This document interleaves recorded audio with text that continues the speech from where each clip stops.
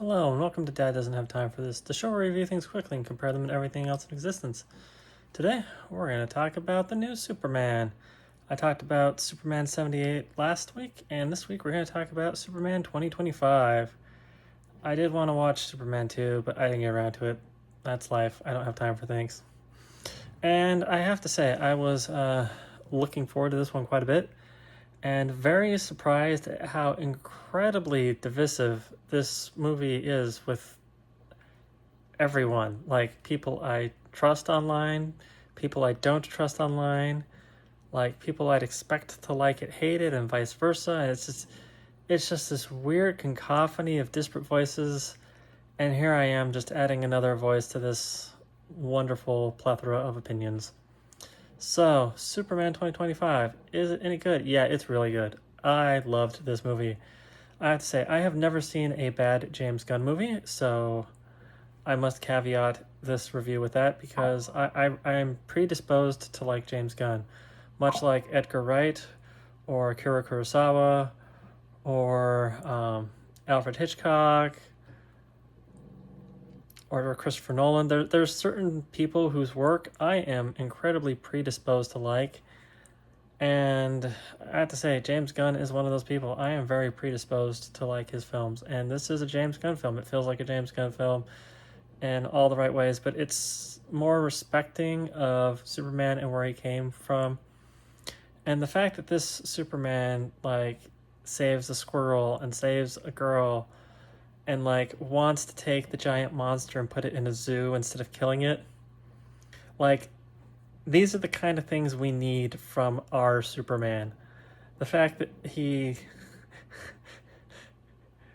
makes a mild critique, upsets someone, and is like, gosh darn it, Kent, why are you so mean sometimes? It's just you need Superman to be a 13-year-old Eagle Scout from the Midwest. That is what you want your Superman to be, and that is who this is. And he is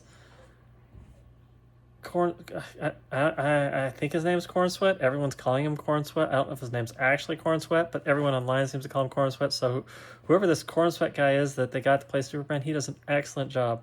Lois Lane does an excellent job.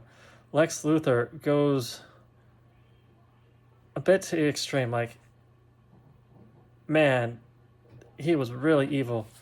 I can understand why some people thought he was a bit too evil, and I can see how that'd be off-putting, but for me, it was a perfect example of Lex Luthor. This is my second favorite Lex Luthor after Gene Hackman. Probably my third favorite Superman after Christopher Reeves and Dean Cain. Although the great irony is, I'm pretty sure I'm rating this higher than Superman 78. I don't remember what I rated it at, but I don't think it's going to be as high as this film. Because, while I think Christopher Reeves is a better Superman, I just really enjoyed this movie a lot. And I've had time to sleep on it. It's been a couple of days, and I still really like this movie a lot. It's fast-paced. They don't bother with a whole bunch of setup. I think they're going to retcon the one part of the lore that I didn't like with Superman's parents. I think that was a setup, possibly by Brainiac. We'll see what happens. But I just appreciate the fact that they're starting like 3 years into him being Superman. So I think me watching Superman, then watching this, and then watching Superman 2 is probably not a bad way to end out a trilogy of Superman films. I'm going to call that the trilogy going forward. And I just really had a fun time with this. Nathan Fillion as the Green Lantern is perfect. Mr. Terrific, who I'd never heard of prior to this movie, is wonderful. Hawkgirl, a character I had actively ignored from lack of interest, was fun. Just everything. The pacing was well done. I know some people complain about all the characters being in it, but it made the world feel more lived in, and I just really enjoyed the whole flow of the movie, start to finish. Crypto, I thought Crypto was going to be terrible, and I really liked that dumb dog.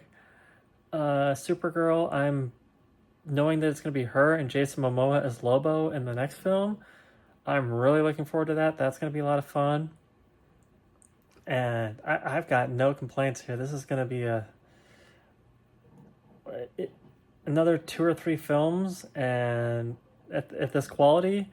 And I'd say comic book movies are back, and Marvel needs to pull its head out of its butt because I have very little faith in Fantastic Four.